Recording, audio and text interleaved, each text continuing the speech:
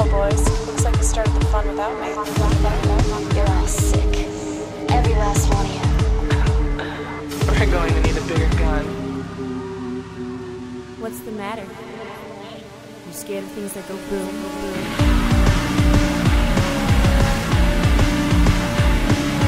Give me one goddamn reason why I shouldn't grow your goddamn brains all over that goddamn wall. We have a day of fantasy and escape on Double Feature. Yeah. My name is Eric, your name is Michael. I think for a lot of people, this show is actually their escape. Their fantasy and escape. A lot of people listen to it at work, at a job perhaps they don't like because they didn't listen to our Glenn Roth show. God. Well, sometimes you got to be places and you need two That's people true. to No, keep makes you sense. company. And As long as, I'm just going to chalk up what you just said as I am many people's fantasies. the films we're going to do are Willow and MirrorMask. Yep, plenty of fantasy, plenty of escape. What else? Plenty are we of gonna spoilers, plenty of chapters, plenty of... have? People know how to use chapters, right? Yeah, you just go open the thing, you click and you go, and you pass the movie you haven't seen. Or you hit the skip button on your fucking... Everyone's listening to this on an iPhone. Everyone is listening to this on an iPhone. It's not true. Here comes the hate mail. My Rio Zen Bravo doesn't support chapters. Wah. So we're going to spoil both of the movies. You can skip to the end where we give you our email address so the people who work at Rio can send me an angry email. Willow is, I believe, also known as Warwick Davis's Adventures in Babysitting. Yeah. Is that correct? It's pretty similar to that, yeah. It's a film by Mr. One, Ron Howard, Yeah. who has essentially never come up on our show before. Well, Ron Howard, originally, if we're going to go way back, Ron Howard was Opie in the Andy Griffith Show. That's going way back, but I think that's where you start, right? Yeah. He was the young kid. I think he had a brief, he had a role in the Music Man film, and he was a child star. Sure. And then he came into adulthood with Happy Days. Right. He was a big cast member on Happy Days, and then he fell into the Corman camp. So we're still talking about acting at this point. He's Yeah. not even doing any directing. His directorial debut was actually for New World Pictures with Roger Corman. Sure. When he did the sequel to Eat My Dust, he directed Grand Theft Auto. Okay, yeah. And that was kind of his first foray into the field of directing. And since then, he's done a ton. Willow was still early on, but he went and did The Grinch. And I think right now, he's most notable for Arrested Development, right? Probably. I don't know. In the last 10 years or so, he did, there was Ransom, right? There was Apollo 13. There was Frost Nixon was actually pretty fucking good. I was watching it right in that period where I was watching a bunch of the political, Oliver Stone, fucking awful pieces of trash. By comparison, it was amazing, Michael. Let me tell you, it was amazing. There wasn't a single fucking conspiracy in the whole thing. It was just a portrait of several people's lives and their conversation together. But he did those really popular Da Vinci Code movies. Sure. He's a fairly, one of those directors whose work is so well known, I'm surprised his name isn't more well known. Well, and that's the thing, is these are all films that I know of and I know have gotten, people like them. I just haven't fucking seen them. Yeah, right. They just don't end up in front of me. Thanks, Double Feature.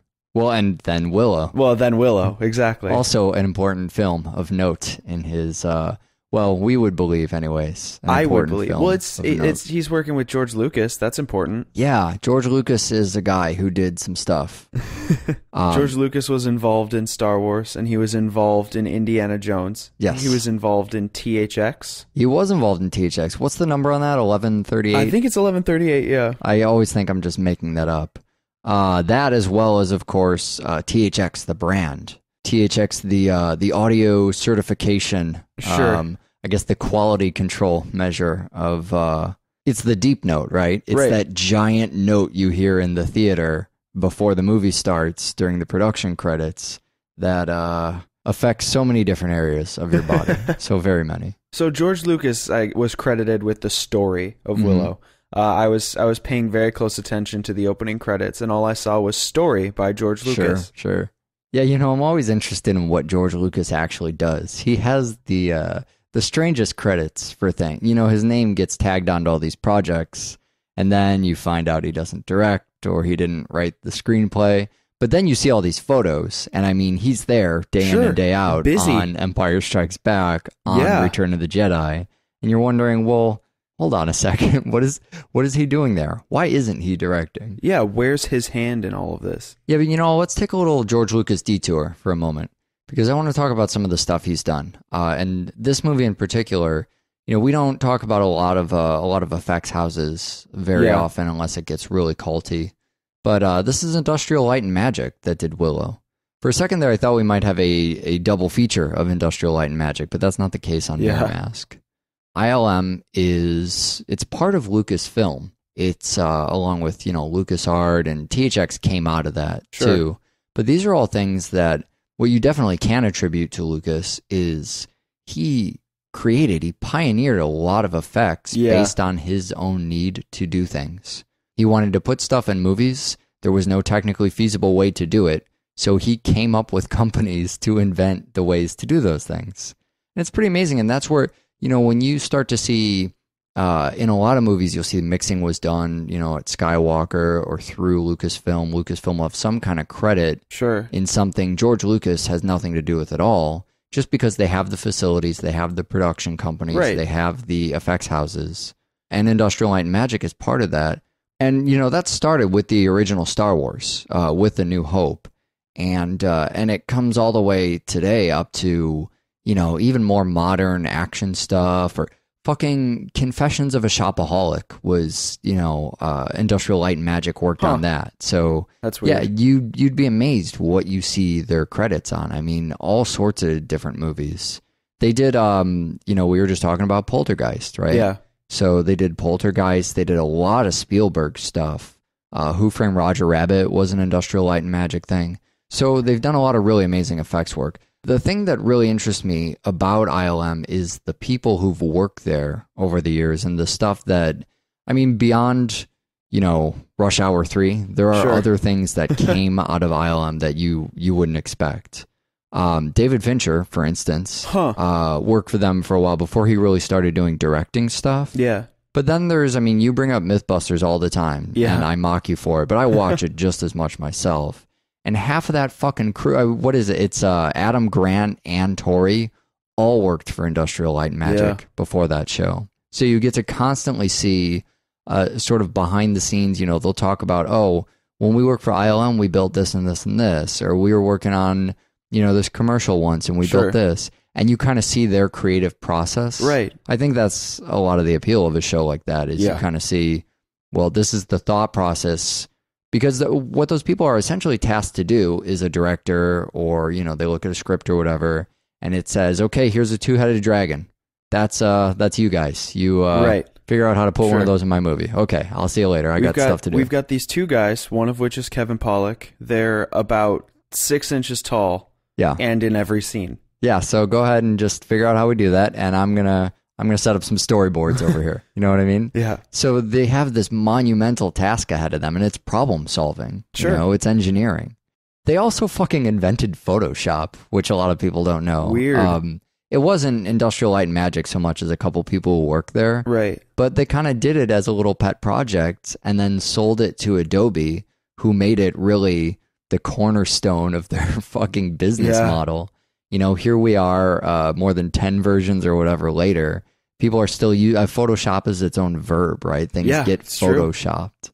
So we can pretend we wanted to talk about George Lucas or Ron Howard, but this is double fucking feature. We wanted to talk about Warwick Davis. Yeah, really, when it comes down to double feature, if you have a film, you can look at the cast, and if any of them are a legendary slasher, that's the reason we're watching the movie. Probably how it came to be. It's a safe bet. You can go with Kane Hodder. You can go with Robert Englund. You could go with Felissa Rose if she had any other movies. So Warwick Davis was the Leprechaun, right? But he got a start before that, and we had mentioned a couple things that he had done. Sure. The Leprechaun, strangely, to no one but you and I, right, is not what made Warwick Davis famous. No, actually, Leprechaun is pretty late in his career. And also, I don't know if anyone even knows what Leprechaun is. Right. I mean, when you compare it to these other things, Leprechaun showcased Warwick Davis in the same way that Willow does. Yeah, really. Willow absolutely does. All of these films kind of do that same thing. We watch them and we appreciate Warwick Davis and we get excited about that.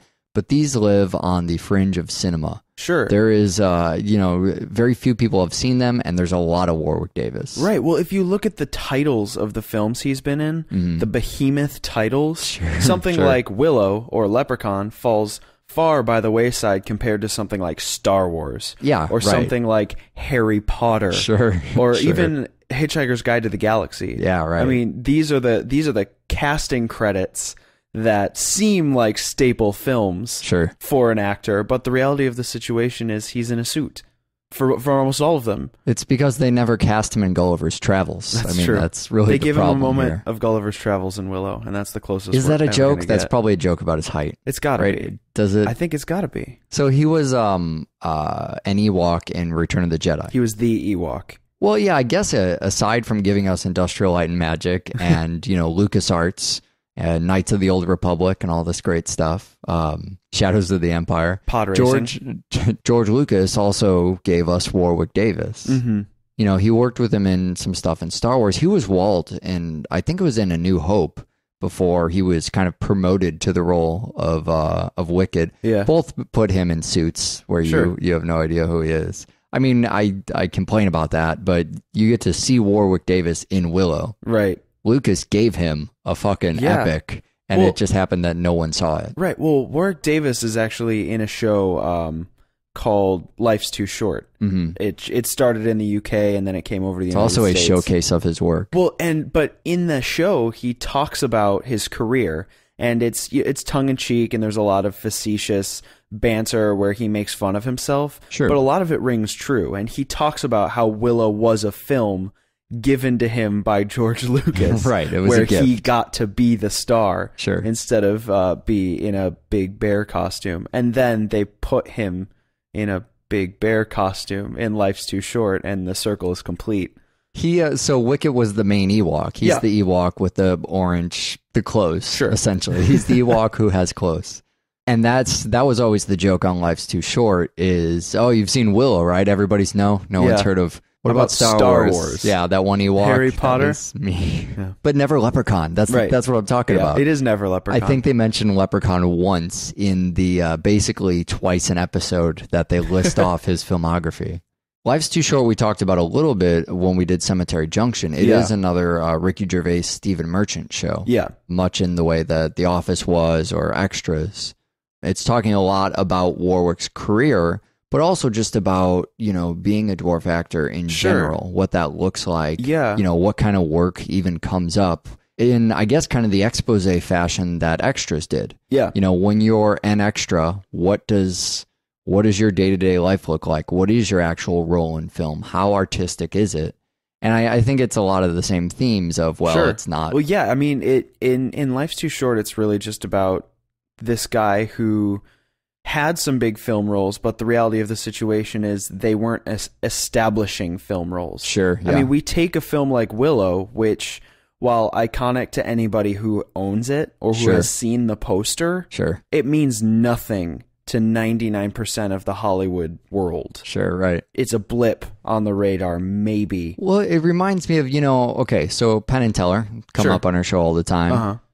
They've done a lot of really amazing work. They have a stage show in Vegas that plays literally 6 nights a week. They're on the Penn and Teller Theater at the Rio. They did Bullshit, which is a really important show. They got a bunch of stuff on TV all the time. Where they get recognized is when Penn Jillette goes on Dancing with the fucking Stars. Right. Or The Apprentice. Sure. Right? Those are the things because everybody watches that. It's very lowest common denominator, incredibly popular. Well, I believe my first experience with Penn and Teller was when Penn played Drell on Sabrina the Teenage Witch. Sure. Well, that has become cult at this point. That's so far back that now it has that kind of value to it. But it's it's amazing to see the staying power of that. Not to ever put Return of the Jedi in the position of Dancing with the Stars. Right. But when you look at that in comparison to a niche fantasy film like Willow, especially being the one with the fucking puppets, right? Of the Star Wars films, it is the puppet one. I mean, everybody likes Muppets, right? Isn't that why we're doing MirrorMask on this show? Strangely, Warwick Davis, not the most bizarre role in this film. No, not at all. He actually holds it down pretty solid. He does, yeah. He carries it. See, this is a testament to Warwick Davis. It's a damn shame because he is a fine actor. Yeah, he really is. It's I mean, when watching Life's Too Short, I always grapple with the thought of, yeah, but you're a dwarf. And how do you, Sure. do you just expect people to just have the sheriff of the town be a dwarf and expect the audience to just swallow that? I mean, there's Warwick Davis films where that happens, and I'm okay with that. Yeah, well, I am too. It's just, it's difficult for me to get my head around Sure. that type of, because it's more of a visible difference. Sure, it definitely is. No, I mean, there's this sort of air of charity that goes with Lucas Yeah. in this movie, and I don't like that either. Yeah, exactly. That's what I Where want it's to just kind of avoid. good for him for, hey, thanks for Sure. making a movie with dwarves in it. That was really nice of you, Yeah. George Lucas. I like the I mean, way it's kind of demeaning, you know? I mean, I like the treatment. I like that it's more divided into races and less, Sure. you know, I like that there's the Nelwyns and the Daikinis and the Brownies. I also, one of my favorite things about the movie is that there's a racial slur for Nelwyns, and by the end of the film, anytime somebody says it, it like grinds your gears yeah. that people are still using the word peck, even though it's absolutely insensitive. Oh, I thought we were going to get into a conversation about Kevin Pollak's racist Mexican accent. That's but probably you know what, worse. that's fine. Tony Cox, oddly, from Bad Santa, does nothing offensive in No. this movie. He's Go totally figure. fine. I'm offended by Val Kilmer's mere presence. I don't know why. I think Val Kilmer, this is the role that Val Kilmer is for me. Oh no, I'm giving him a hard time. He's Yeah. awesome in this. He is, but No, this is great. like Mad Mardigan for me. Sure. That is Sure. Val Kilmer, and we saw him when we did Kiss Kiss Bang Bang as Gay Perry, which is possibly his best role that I've Yeah. seen. But Mad Mardigan that's Val Kilmer. Mad Mardigan, I'm the greatest swordsman that ever lived. Give me some water. I'm dressed like a lady. I mean, he runs the gamut. I'm sorry. Hold on. I'm dressed like a lady. Can we go back You to don't that? remember that part where he? Oh, I remember that Oh, part. yeah. So here's the thing about Val Kilmer in drag for a moment. This fucking scene, he has to hide in drag because her husband is coming home, Yeah. right? Her husband comes home, and you might think, you as a modern free-thinking citizen, might think, oh yeah, because one person might catch another person cheating, and that would be wrong. But in fact, he gets home, sees that there's a lady in the house, and directly in front of his wife tries to I rape her. believe he says wanna breed. Want to breed? That's how far it goes. Her in the statement is Val Kilmer. Yeah. I mean, there's obviously a lot of irony there, but the fact that he was trying to hide from the husband, and that's fair. That is fair. Fairness incarnate. So the other thing that's important for our show is the fantasy element of this, Sure. because we don't cover a lot of fantasies. Yeah, no, we really don't. We don't get to cover a lot of fantasy objects anymore. Hamster tokens, right? Yeah. I always think Krull. Every time this Oh, happens, God. I fucking think Krull. Yeah. Krull was a movie we never covered. That is about, I think it's about an object called Krull It's a or frisbee. something. It's a right? sharp frisbee. Yeah, it's a movie about hamster style. Yeah. But there's always one of these. Yeah. There's well, always this is in Willow. There's a red herring hamster. You get the hamster nuts. Mhm. Is that what we're choosing to call those? And so there's acorns, right? There's which these, immediately is how they're going to end the movie. Sure, or maybe you're gonna think. forget they're there, and then at the last minute, when he needs to prove that he is definitively the greatest sorcerer of all time, Right. he's gonna chuck a nut, and Chuck a nut. and the great sorceress will turn to stone. When in reality, her kung fu is the best kung fu. Yes, and clearly. it comes down to Willow having to reach to Penn and Teller for the final verdict, and we have a hamster trick from even before the nuts. So we still use hamster style. We just don't use a fucking hamster token. Right. Hamster nuts. We just don't do that. Russell helps out a lot. I love this part with Russell. So the turning into the animals obviously is funny or whatever, but the thing that I really like is that she claims to be young and gorgeous, but when she changes back, she's old. Right. And rather than being a gag where she just has this, impression of herself or whatever, or she's trying to pull the wool over everybody's eyes, she goes, oh, has it been that long? Yeah. And you get this feeling that, wow, she's been her entire life, she's been stuck in a fucking animal's body. It's just this great, unexpected reveal. And it makes that moment kind of bittersweet because Sure. she's human again and she's obviously excited. Right. But she's also sad that she's old. Right. But then she's also kind of excited that she, whoa, hey, Well, look she's at this. great. What a surprise. She's great at the end of the film. She is, Everything yeah. about, I It's really... as if she's been there the whole time. You don't question that at all. And I love the sorceress battle. It just, it really, going back to when we did Dark City, and there's the mental battle of the brainwaves. mind beams. This is what that should have been for me. Right. I feel the Old magic. ladies tripping over a stool, winding up on their asses. Absolutely. Yeah, I feel It feels the like magic. a fight, yeah. I feel the magic, and it feels really raw because they're just so hateful and so adept. Well, they punch each other out. Yeah. I mean, these are two people actually having a fight who also happen to be able to use magical powers. You know, that's a great way to film this. Magical powers, especially in the fantasy of this film, not incredibly easy to use. It requires some, some chanting and what have you. Focusing. So sometimes you punch her in the face. That just makes more sense. Two old women punching each other in the face. There's also a troll stop motion scene in here.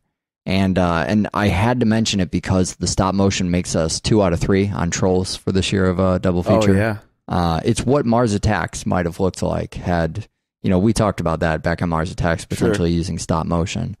But I wasn't totally sold on the Trolls until we got that stop motion melty whatever thing. Turns into a brain dragon. Way awesome. Way awesome. So you mentioned Willow saving the day using real magic.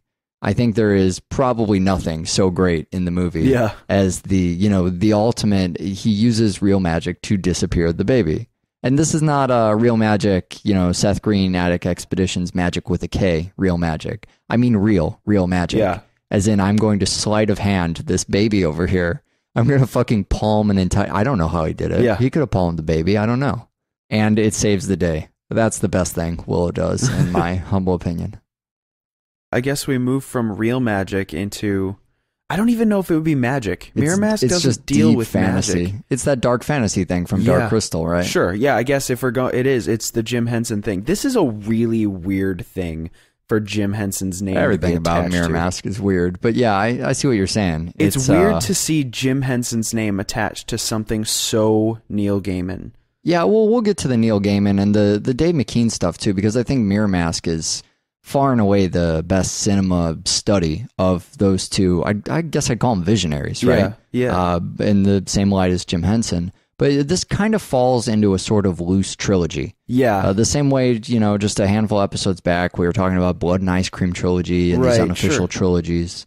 So what's up with the Jim Henson stuff? Jim Henson has these, he's attached to the Muppets. Everybody's aware of the Muppets. There's been the recent Muppets revival. But Jim Henson had these 3 films come out under the Jim Henson production company. Mm-hmm. The first was Labyrinth, which is the one with David Bowie's penis. And right, everybody knows about that. And then there's Dark Crystal, which fewer people know about, which is, we covered it on the show a while ago. Great. Very dark, very fucked up, all puppets, very immersive. And then we have this third one, which actually came out after the millennium. Yeah. It came out after Jim Henson's death. It's produced by 2005, I think. Yeah, it's produced by, I believe, his daughter, and it's part of the trilogy because it has to do with these immersive worlds that don't have fucking Kermit the Frog and Gonzo running around being mischievous. They're serious adult films that venture in the same foray of the weird and the surreal, I guess. Yeah, the surreal. Perfect. Yeah, it's the other side of Jim Henson. It's the adult visionary side that doesn't hit home with children the way that the Muppets do.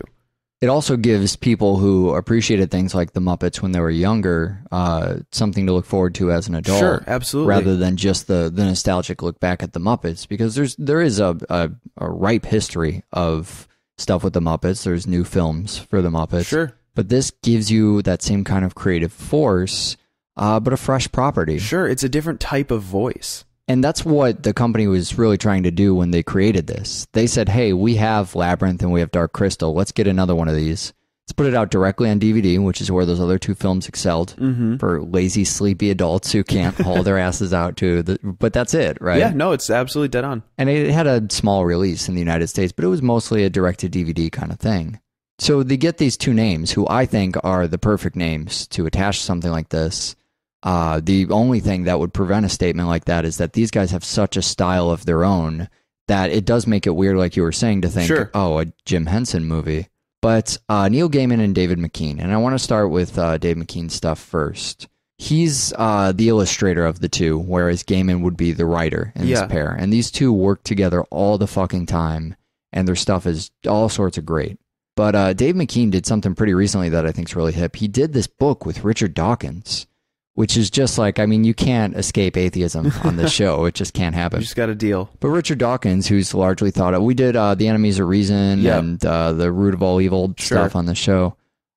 He's thought of as the devil, you know, this militant, angry atheist. He fucking wrote a children's book with Dave McKean, you know? Yeah. He's also done a lot of work in evolutionary biology, important work, the blind watchmaker stuff. Sure. And he doesn't get a lot of credit for that because it's not as controversial as his other stuff. So people think Richard Dawkins, they think atheism. Which is fine by me. Yeah. I'm absolutely okay with that. I'm sure it's fine by him too, to be honest. Whereas you have Dave McKean, also an atheist, and people don't think Dave McKean atheism. No, they don't. They think Dave McKean Fear Factory. Also fine with that one. Well, so he did the artwork for a lot of those Fear Factory albums, which is gorgeous artwork. Which is this great. You were showing me a bunch of the stuff. It's really these fucking machine, sweet. You know, anatomy bone hybrid things. The big ones are the car single, demanufacture and obsolete.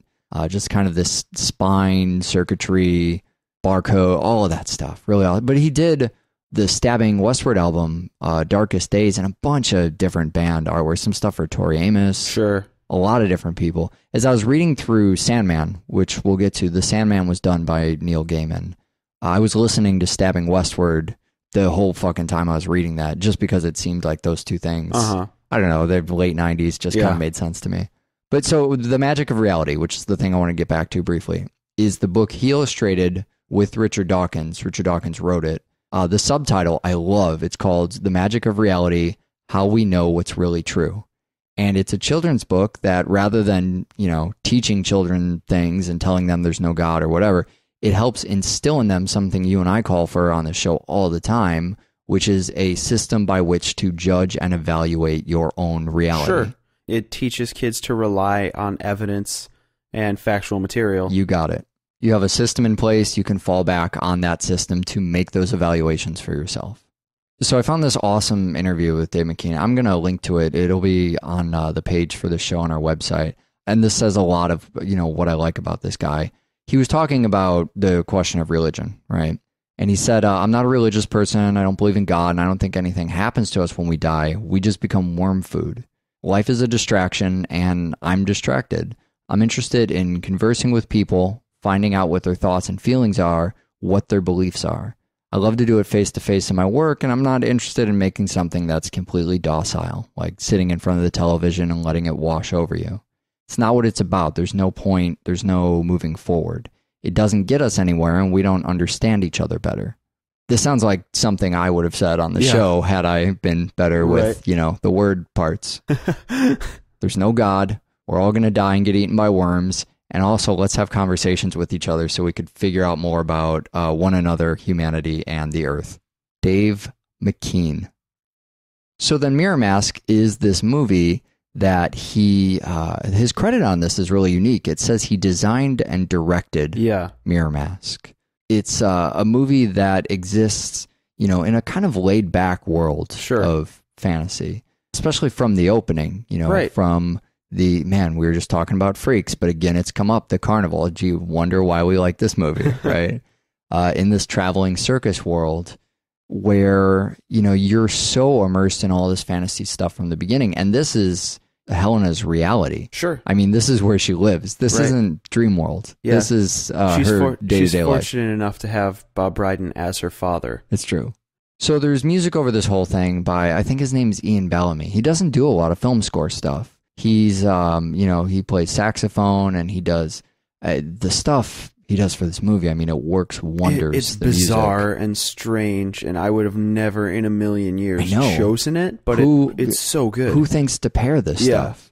I mean, if anything, you know, it's hard to slap the art direction in the face this way, but if you watch this movie and just go, this doesn't feel like a movie, what is this fucking feeling? I mean, the art direction helps. Sure. But a lot of this stuff would be, it's that great line that the Dark Crystal walked, where it could be really scary, and the Dark Crystal might be a scarier film, but the music, it tells you, hey man, everything's going to be fine. Right. We're just going through this kind of daydream here, and we're going to come out at the end, and then the movie will be over. It's very zen. That's really what the film does in spades, is you have all these situations that would otherwise be horrendously urgent, terrifying. I go back to the orbiting giants scene where the giants are being ripped apart by this dark force, and they're trying to get this box, and basically it seems like if this doesn't play out, the entire plan that they have set before them cannot come to fruition. And it still doesn't feel like it's not going to happen. It just feels sad. The Giants are perfect because they seem laid back themselves, just in how well, that's exactly it. They are. Yeah, it seems so sad and dark and magical and twisted. Sure. But still a little hopeful, with a little light at the end of the tunnel. What that does is it lets the outside reality really become the the terror here. Sure. And not even her reality so much as, when the ambulance comes in the beginning. Right. We're dealing with all this fantasy, all this circus. It's a show. It's her reality, but it's a show. And that ambulance is the rude awakening. It's the, you forget that you are actually in the real world. Mm-hmm. She has this conversation, this fight with her mother in the beginning where she's been surrounded by circus life. She wants to go outside that.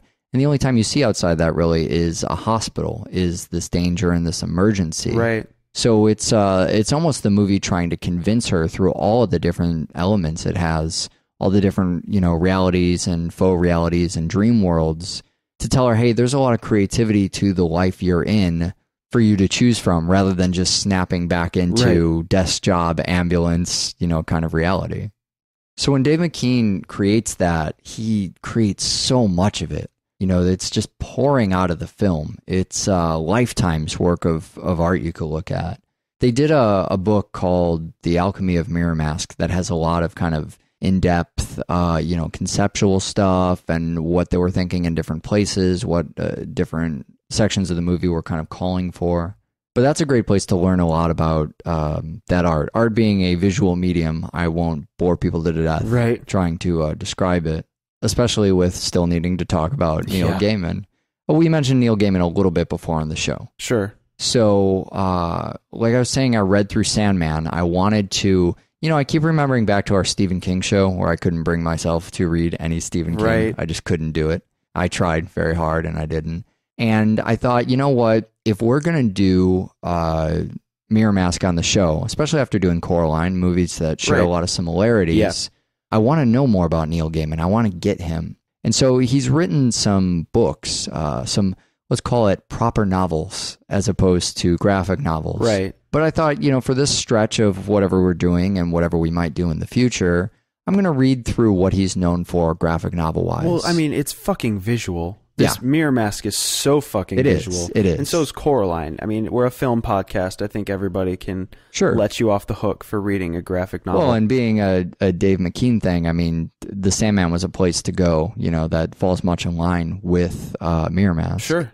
It's also no small task. I mean, I've been reading it nonstop for weeks. There's a ton of it to get through.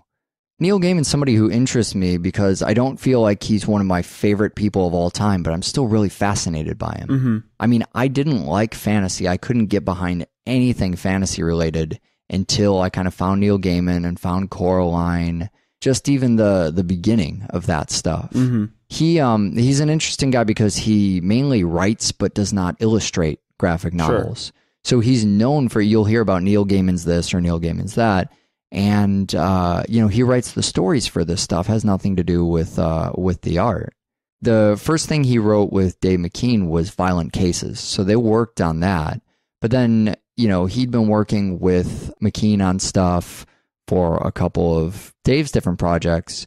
Vertigo, DC, the publisher that McKean does stuff for, basically went to Neil Gaiman and said, you know what, we want to redo Sandman, who is one of their kind of classic superheroes, really. And it was kind of an odd stipulation too. They came to him and said, you know what, we want to redo it though. We want the same Sandman, I think back to Gojira, in name only. Yeah. So it's almost the opposite of what you usually say. Sure. It's not him striving to go, should I do my own thing? Can I do my own thing? Yeah. They came to him and they said, do the Neil Gaiman thing you do with the Sandman. That'd be awesome. Right. And so then Dave McKean came in and did all these great covers, which are really, really cool. They're incredible pieces. He, if you look at covers of the Sandman, they are these kind of photo collage pieces of work that don't. First of all, the Sandman is a character in the Sandman series who is not the main character, which is one of the most interesting parts about it. It's this anthology of stories, these different story arcs that are all kind of loosely tied together by a central figure, Sandman, who is part of, in the series, what's called the Endless, kind of these infinite ideas that are personified by these different characters.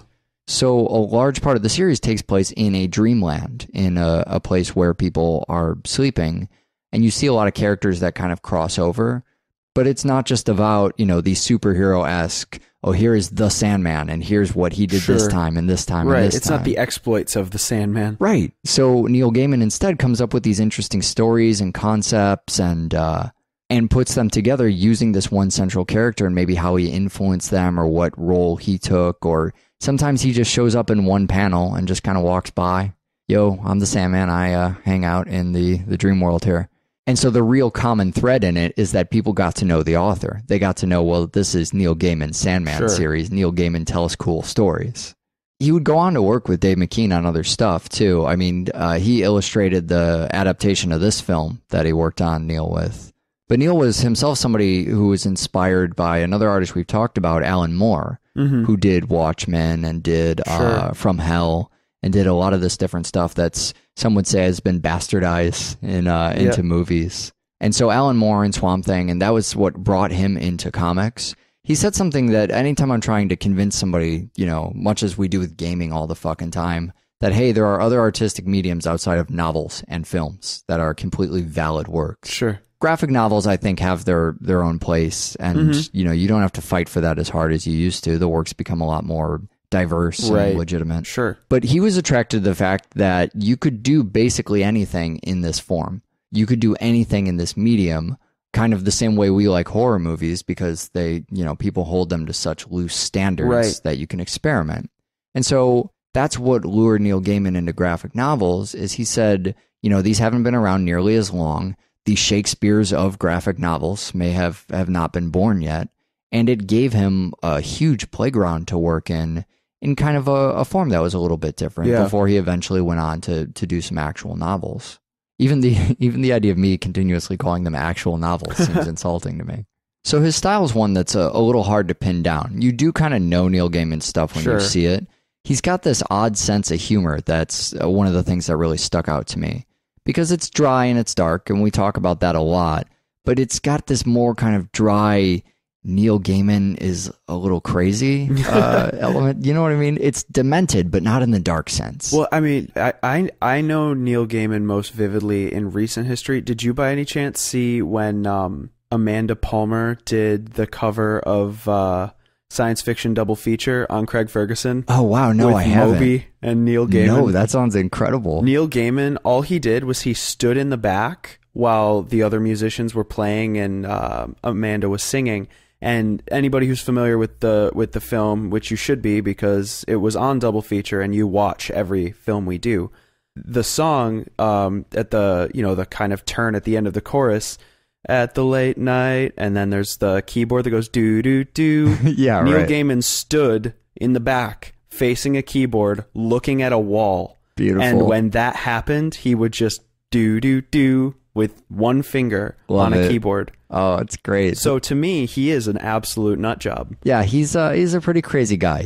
The thing that's really demented about Neil Gaiman is how collected he is, and how, if you read, he's got a blog, and I mean, you read through his stuff, and he's really well gathered, and he knows his influences, and he knows his history, and yet he creates these things, and it's just, I mean, it kind of takes, if I use a word like demented, that can mean a lot of things. Tim Burton is demented. Sure. Johnny the homicidal fucking maniac is demented. But Neil Gaiman has this he takes these dark things and he adds some kind of cheer, some kind of whimsy to them. They become mystical. Well, they're misconstrued as children's films. When a Neil Gaiman story becomes a film, it is misconstrued as a children's film. So that gives you an idea of the whimsy and the innocence that it at least masquerades as. Well, yeah, it's like you were talking about things being very important and very, it's an emergency, but it's not that big of a deal. Sure. That painful, slow sentence coming out, just very laid back. And so that's the kind of humor in those characters being rushed and the other character pronouncing things, speaking his sentences really slowly, which cracks me up every time I see it. But also the riddles. Yeah, I love that the riddles don't work, but look over there, an idiot totally works, or the way the movie ends, that very punctuated, fucking love those punctuated endings. Just the laughter, the mutual awkward laughter, and then what? I love it. It can be mean like that, but it's in a very fleeting way. Sure. It's in a very momentary, don't worry about that, not a big deal. Take off. And it treats mysticism the same way. All his work seems to, Sandman was a lot about that too. It's mystical, but it's in a dreamland. So it plays very loose with the rules of magic. It's kind of this surreal flowing continuity. And he tells you he's paying close attention to the continuity because of callbacks and because of interwoven stories. Sure. And that's true of Sandman and of MirrorMask. Things like the book of knowledge that she needs, right, or having this key. There's important elements she gets early on that will be used later in that same fantasy sense of the hamster tokens thing we were talking about in Willow. So those rules are important, but you find out new things about the world as you go along. The world's constantly revising itself, much in the same way that it did in Coraline. Right. I remember that was one of the things we talked about there too. And that's why the dream environment lended it so well to Neil Gaiman, and why I think Sandman was such a success, because that works so well in his style. In just, hey, it's dreams. Dreams have kind of arbitrary rules. Sometimes you make them up as you go along, but here are the pieces of canon that are important and do connect. That duality that's also a common thread between Coraline and MirrorMask is something else that's important to a lot of his work. I mean, that kind of, it's almost paradoxical, the duality, especially in MirrorMask. There's two sides to this girl. There are really two different girls, and they kind of become aware of each other. Mm-hmm. This takes place in a dream world, but the paradoxical part of this is that while this dream world gives Helena control, it's also the very same thing that traps her. Right. She is trapped in an environment where she has complete control. Sure. And that allows that character to explore a lot of different ideas and to learn a lot about, herself creatively, to kind of express herself creatively in the very world that she's made by creating things, by drawing up these different designs. Conceptually, it does a lot of that work for you, and then it's up to you to just kind of play in that world. Right. The only thing that really makes that not a laid back fun thing for you to play around in is that when you look out into the other world, when you see through the window, sure, you basically watch your life being ruined by someone who's somebody not else you. is fucking up your stuff, right? So that's where things inside the dream world they're laid back and they're nice and you can stroll around. But every time you catch a glimpse of the other world, you go, wait, fuck her. She's snogging boys? Yeah. Was that the and smoking and, yelling at her dad or whatever. She's fucking stuff up. One thing I didn't mention about the music before we jet out of here ourselves is that Josephine Kronholm sings on that Carpenter's cover. Yeah. Close to You. It has the kind of the upright bass and the saxy stuff. Right. Goes in with a lot of the score and the people who put that together. But it also has these types of clock and gear sounds. It reminds me of a little bit of the stuff. There's a few things on the Pins and Needles record, the Birthday Massacre record, or I think it might be it's one of the Nine Inch Nails remix. It doesn't matter because no one's ever going to find this stuff. But one thing you can find that it kind of reminded me of. You remember when we saw Mary and Max? Yeah. Pre-year-ender listener request Everybody kind of thing? chooses shit thing. Yes. There was that Pink Martini song. You remember that? Yeah. Que Sera Sera.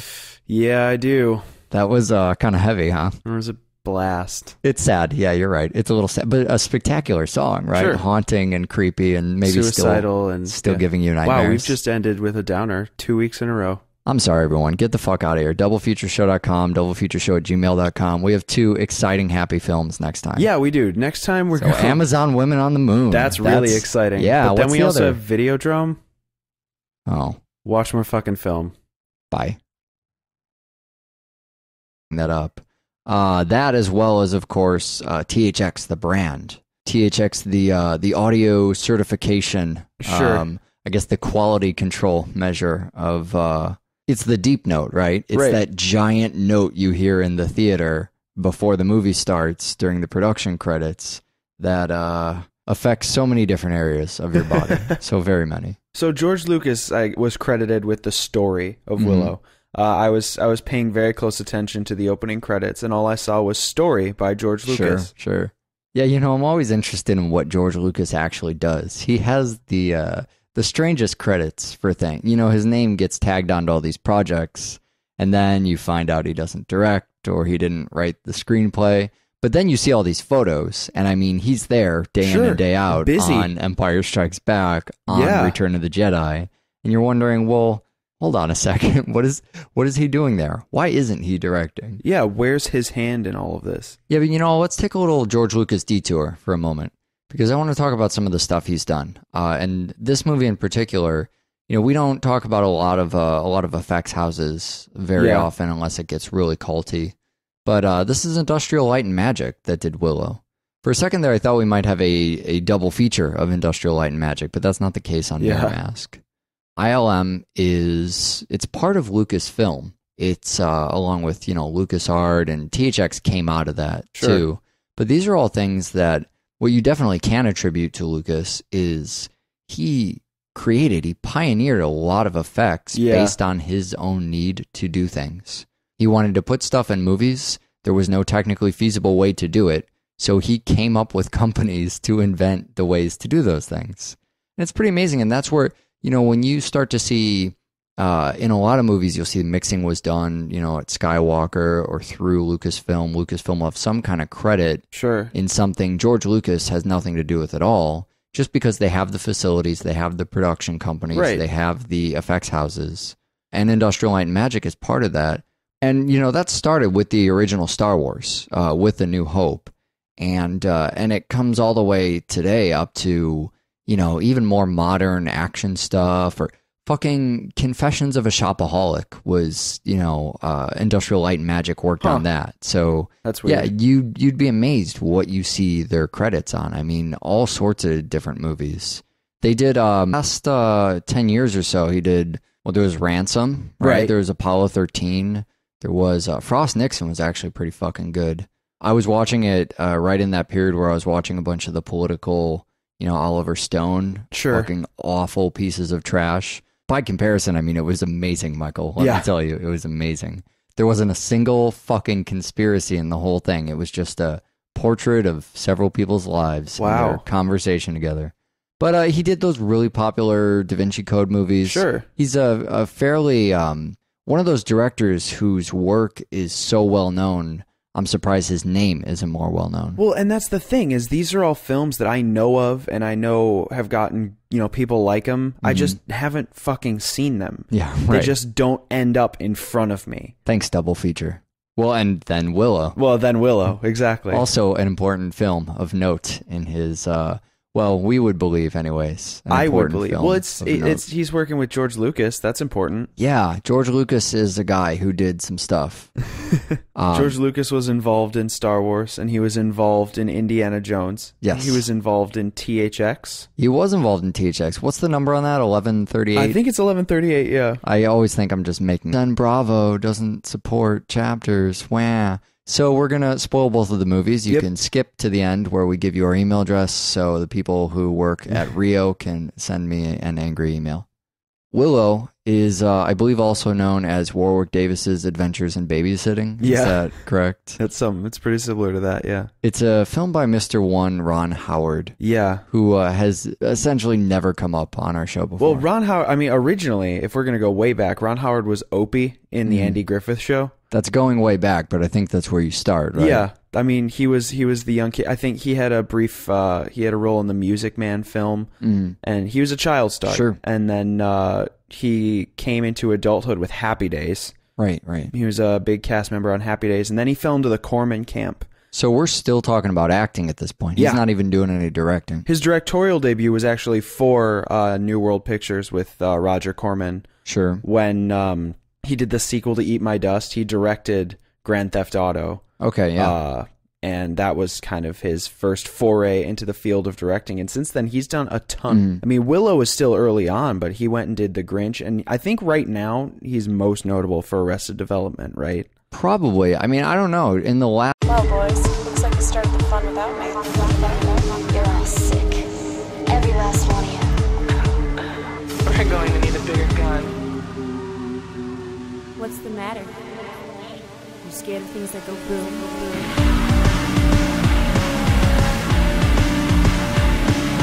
Give me one goddamn reason why I shouldn't grow your goddamn brains all over that goddamn wall. We have a day of fantasy and escape on Double Feature. Yeah.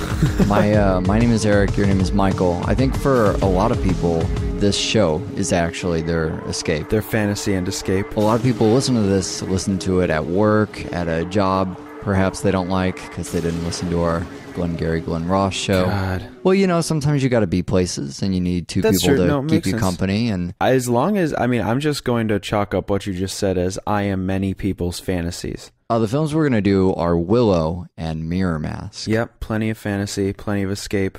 What else? Plenty are we of gonna spoilers, plenty of chapters, plenty of... have? People know how to use chapters, right? Yeah, you just go open the thing, you click and you go, and you pass the movie you haven't seen. Or you hit the skip button on your fucking... Everyone's listening to this on an iPhone. Everyone is listening to this on an iPhone. It's not true. Here comes the hate mail. My Rio's